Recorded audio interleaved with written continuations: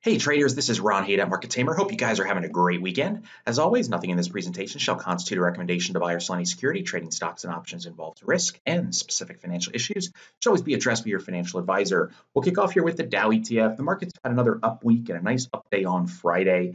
The Dow is now around 260, which ties in with that closing high from November 11th. That closing high was 260.06.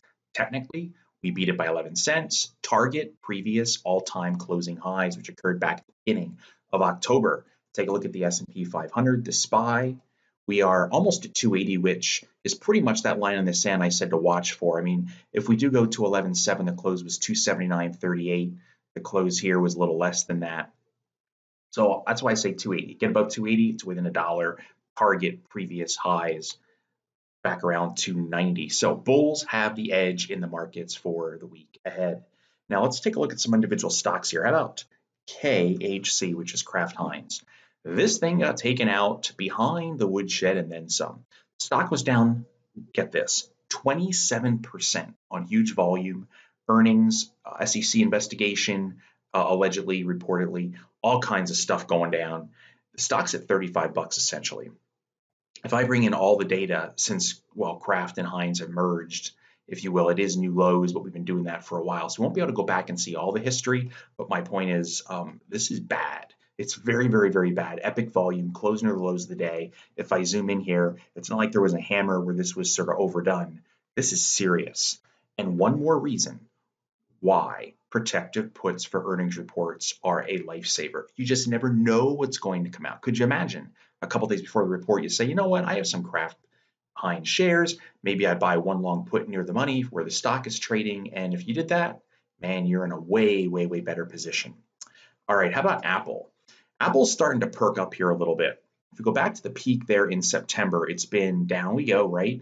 Finally got above the 50-day on that earnings report.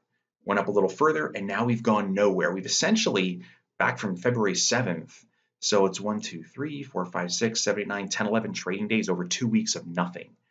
Well, that little perk up on Friday is a good sign. If we close above 173.44, 173.50, let's say 173.50, basically 53 cents more.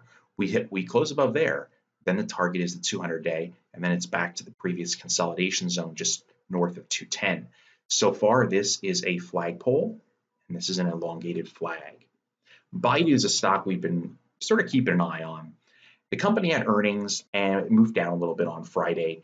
This stock went from, mid 260s down to 150, lost 100 bucks plus in value, and then it got above the 50-day at the very end of January.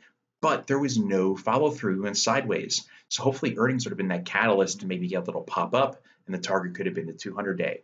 Didn't happen. In fact, there was bearish engulfing on Friday. So this is what I'd be thinking if I was going to consider being bullish on BIDU.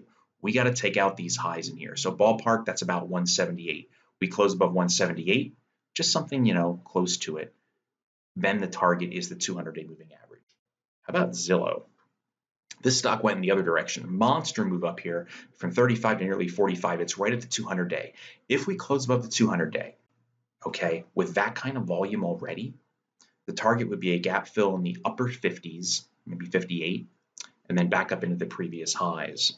How about PE? Something different to watch. Parsley Energy. Bull flag. That's your flagpole. Very long flag, right? Consolidation.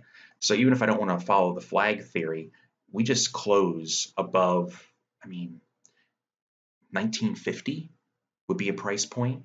The target is literally the 200-day moving average. That's around 25.5. That's huge. $6 or so, $7 for an upside target.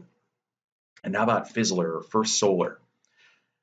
I've been highlighting this because it's lost a lot of value and it's been going nowhere. Ever since it got above the 50-day, it's been a slow ride.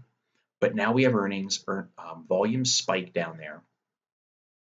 And if we can clear 55 bucks even, the target, arguably 65. Another one to keep an eye on. And how about getting stamped out? Pun intended. This is a bad day. It's reportedly ending its partnership with the Postal Service.